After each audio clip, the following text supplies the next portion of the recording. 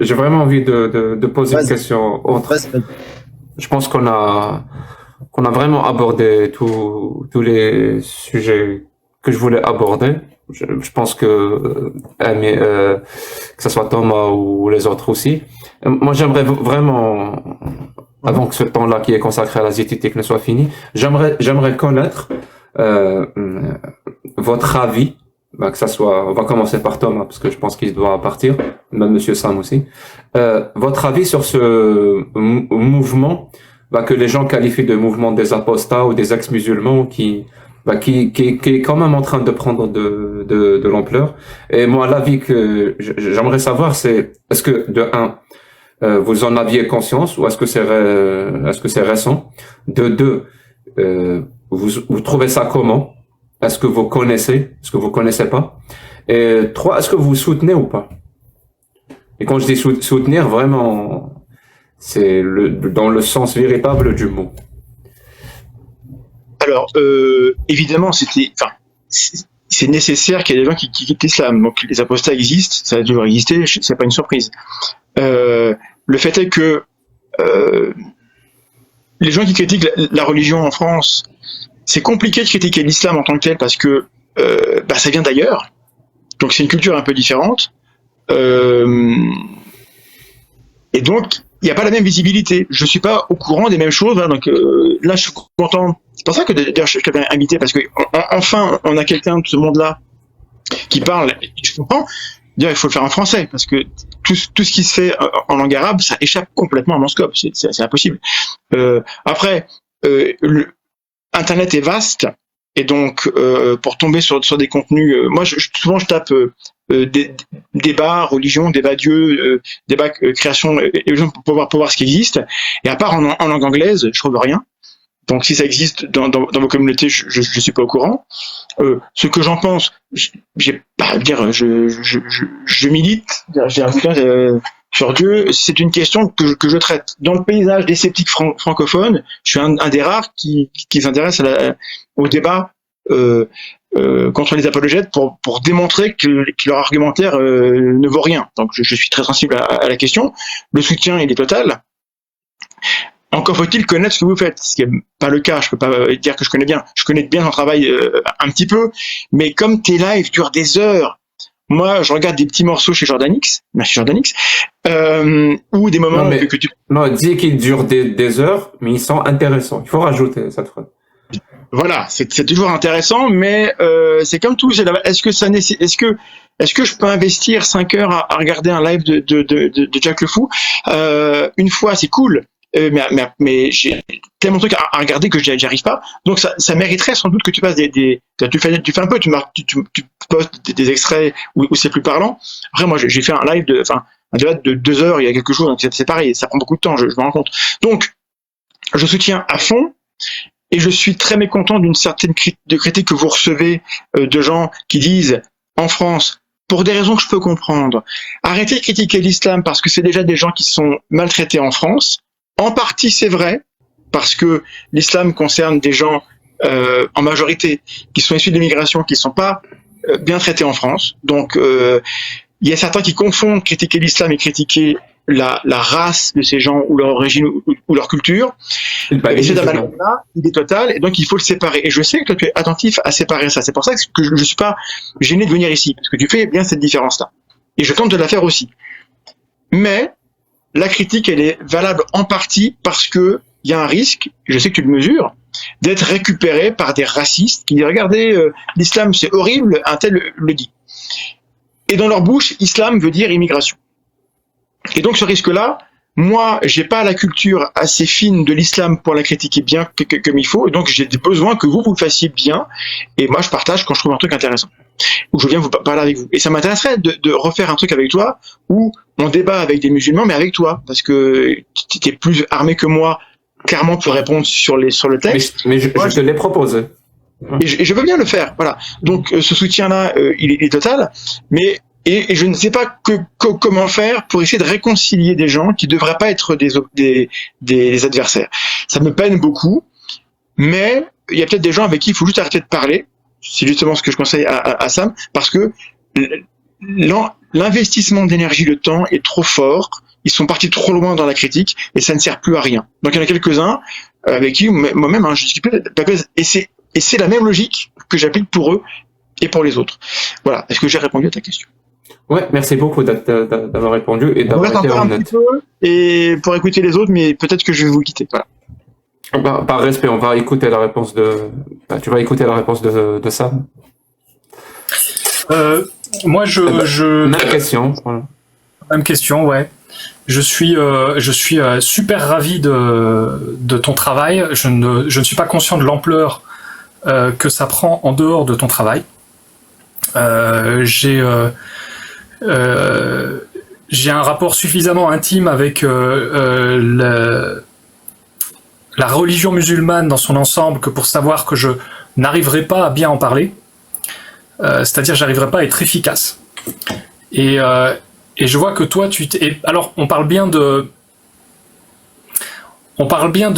cette familiarité, tu vois. Et toi, on sent que tu la maîtrises. Et je pense que c'est ce qui fait que tu arrives à être audible. Moi, je me sens pas capable d'être audible si je m'attaque à ce sujet-là. Non, mais donc, je parlais vraiment du mouvement des apostats de manière générale, pas vraiment moi spécifiquement. J'ai pas conscience que c'est un mouvement qui est en train de prendre de l'essor là maintenant. Je m'étonne de voir effectivement le grand rassemblement que tu arrives à créer, et je me dis bah tiens, il se passe vraiment un truc, et effectivement c'est vraiment impressionnant, mais je ne le vois qu'à travers ton prisme, et je trouve ça très très bienvenu évidemment. C'est super de pouvoir un petit peu remettre en question, et surtout avec ta ligne de conduite qui est de foutre la paix à ceux qui foutent la paix aux autres, tu vois. On en parlait l'autre fois.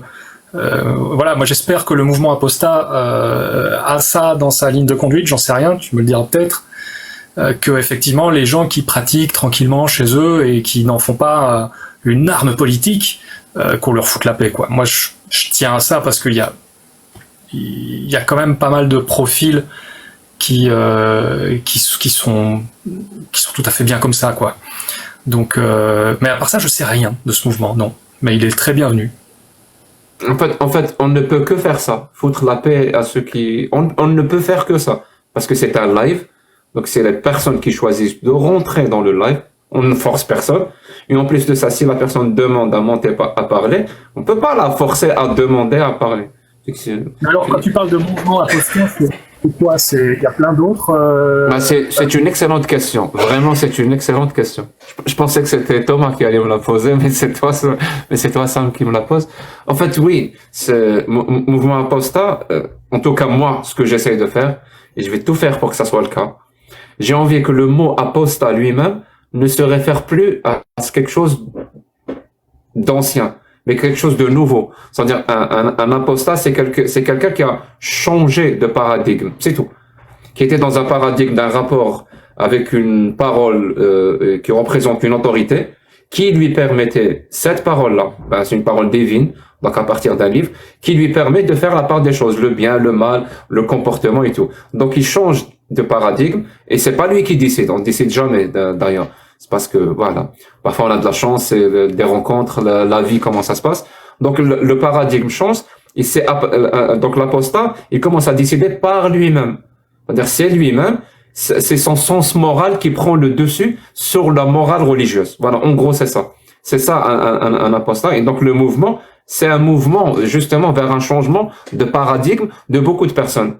Et ce paradigme-là existe, donc de l'autorité religieuse. Je parle de l'islam et je parle de l'islam sunnite, parce que j'aime bien préciser, parce que plus c'est précis, mieux c'est. Mieux on sait de quoi on parle, mieux on pense. Je crois que c'est Étienne Klein qui le disait, mal dire les choses, c'est mal les penser. Donc il faut vraiment bien dire les choses. Faut pas rester flou. Donc ce paradigme-là qui existe, et justement il existe parce que l'ignorance existe de ce que l'islam sunnite dit. Donc nous, comme aime bien dire mon ami Miho, il y a une partie débat, il y a une partie tout ce qu'on veut, mais une partie non négligeable, c'est vraiment de l'éducation islamique, comme on aime à l'appeler chez nous.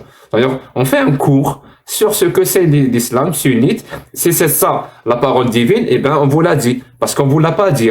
On vous l'a pas dit, surtout pour le public francophone, qui, j'ai lu dans un tweet, apparemment les musulmans français parlent l'arabe dans leur grande majorité. Je vous le dis direct, c'est absolument pas le cas.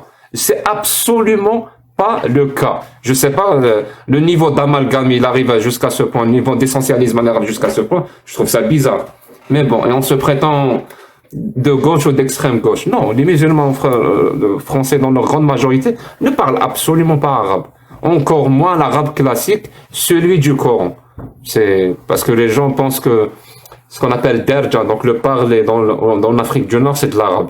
Ça y ressemble, mais c'est pas de l'arabe. Ça va pas te permettre de comprendre les textes sunnites ou les textes ou les textes coraniques. Je sais pas ce que j'ai répondu à ta question.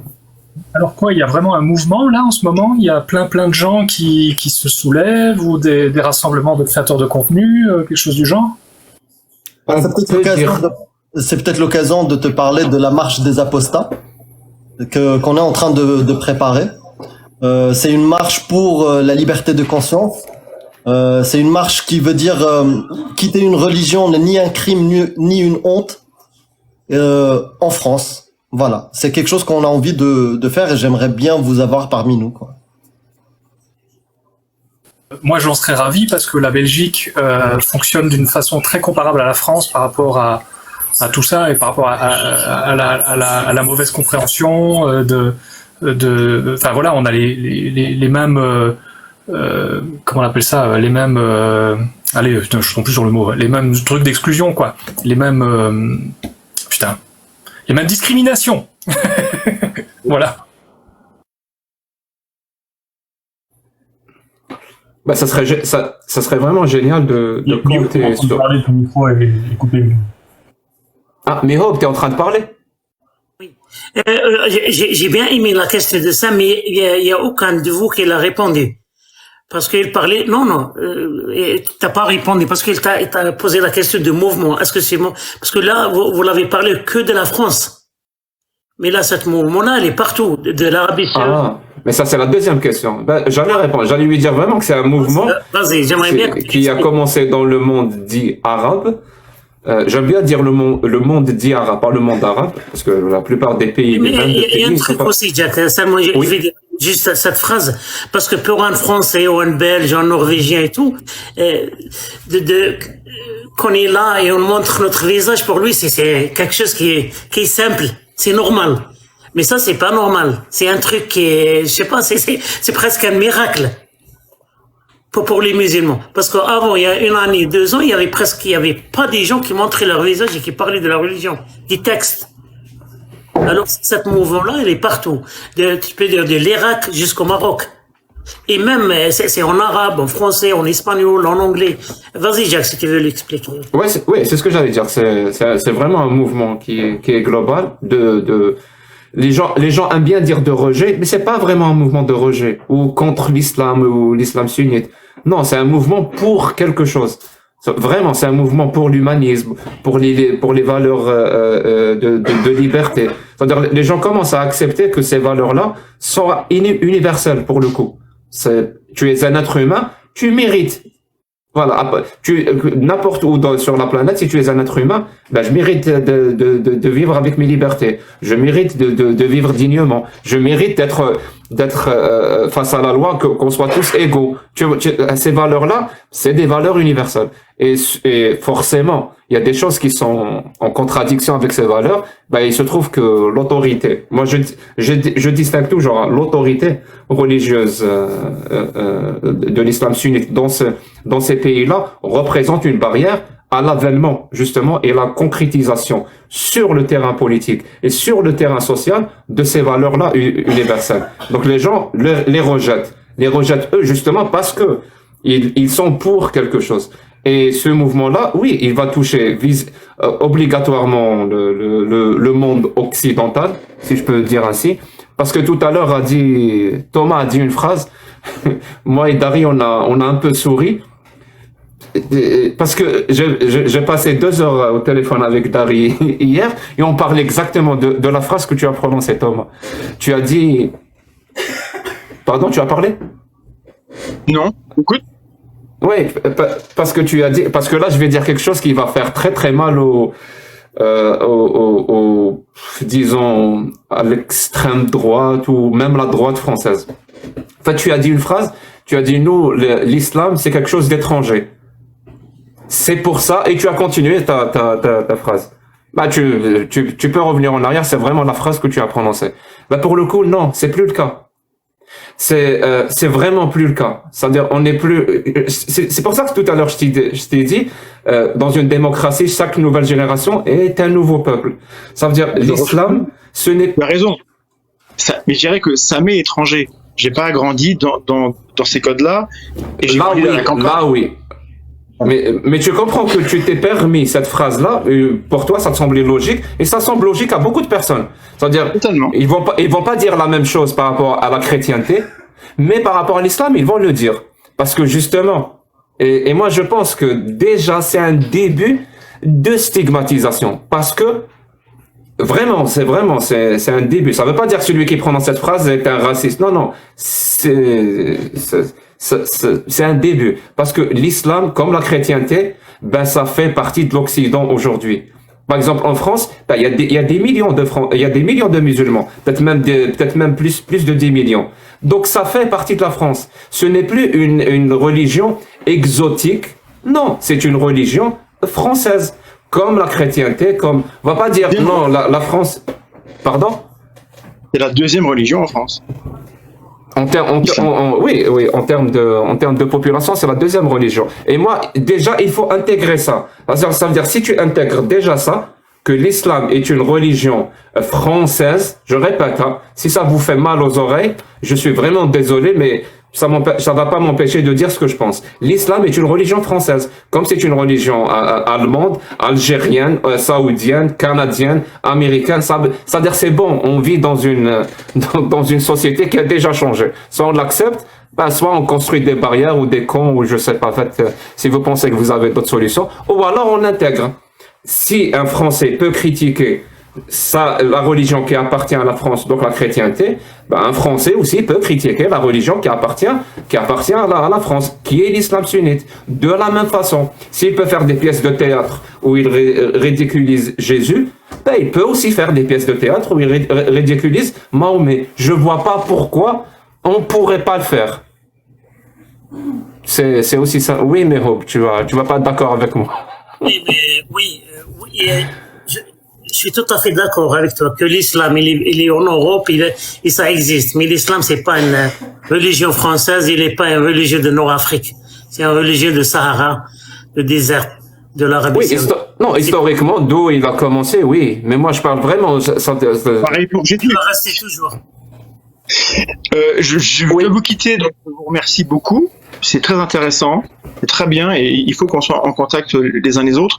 Je me permets une dernière publicité. Ceux qui s'intéressent au débat sur la religion, allez sur Epic Époqué, qui est la chaîne secondaire d'Atran-Chambier. Il y a deux fois 2 heures de débat sur Scholasticus. Pour le coup, c'est les chrétiens. Et dans les commentaires, il y a beaucoup de gens qui ont dit, mais en fait, ils argumentent comme les sunnites face à Jack le Fou. Donc vous pourrez aller voir que, in fine, ils retombent toujours un peu sur les mêmes mécanismes et les mêmes argumentaires. Et c'est frustrant. Et en même temps, c'est un peu édifiant. Moi, il y a des phrases que j'ai entendues dans ces débats, j'étais pas prêt. Hein. Mais bon, donc il faut continuer. C'est un travail qu'on ne peut pas arrêter et on n'en aura jamais fini, en fait. Donc, merci à ceux qui répondent. Mes amitiés aux collègues Clément, Dari, à qui j'ai pas pu discuter, mais on se recroisera. C'était un plaisir de discuter avec toi. Voilà. Bah pareil. Et merci encore et à bientôt. En tout cas, merci beaucoup Thomas. On le fait très souvent en privé et on t'aime tous très fort dans la team, donc il n'y a pas de raison. Merci beaucoup Thomas. Et je sais que peut-être pour toi c'est pas rien, mais le geste que tu viens de faire, c'est-à-dire venir en tant qu'animateur principal de la chaîne Atran-Chambier dans un live de Jack le Fou où on critique vraiment l'islam et l'islam sunnite, c'est un geste vraiment important et je te remercie pour ce soutien, voilà, que tu nous apportes. Merci et prends soin de toi. Je vais le faire descendre, peut-être qu'il ne sait pas, c'est bon. Ah, moi, je pensais que Mioub allait faire un merci mon ami en le dégageant. Merci mon ami. Le chat est en Merci émoi. beaucoup. Un petit Mic comme ça, c'est dommage.